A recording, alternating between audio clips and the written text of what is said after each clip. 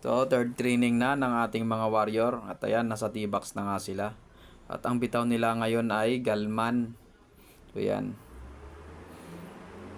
Ayan po yung release time. 7 a.m. ng umaga. Diyan.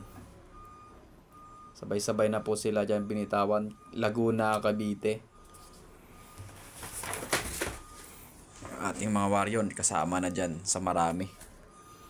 At tatatlo nga lang yung sinakay natin dyan. May aso pa. Kasama pa sa bugaw yung aso. At yan, kakauwi ko lang yan at 7:41.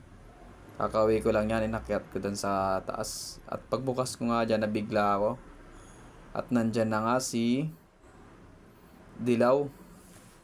Ayan, si Dilaw, yung ating panlabang ngayong summer yan. 3. At siya ang nangunguna. So, magandang senyalis yan para sa ating alaga. Hindi nga ako, nabigla nga ako dyan at ang aga niyang dumating. Siguro may mga nakasabayan din siya na taga dito sa Cavite. Yan.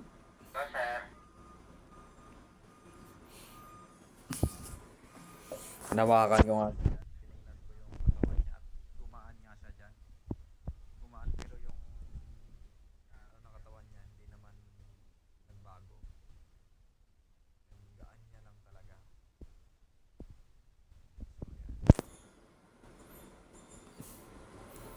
At sumunod nga dyan dumating 11 na, 11 pasado na. At yan nga si Brownie, yung kapatid niya. Kak yan.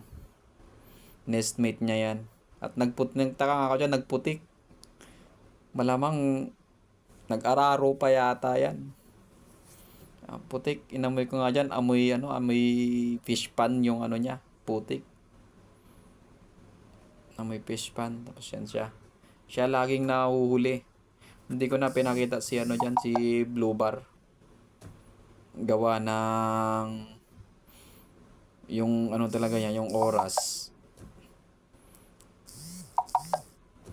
Yung oras ni Blue Bar. Sakto din. Hindi ko na siya pinakita dyan.